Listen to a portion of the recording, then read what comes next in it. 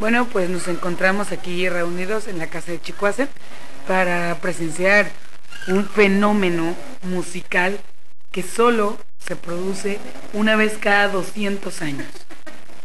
Esto es la Sinfónica del Ronquido.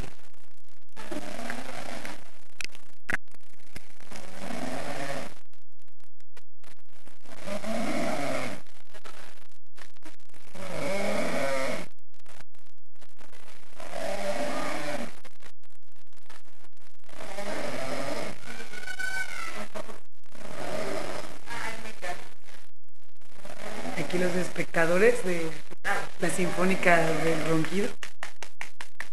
Maestros. Gracias, público.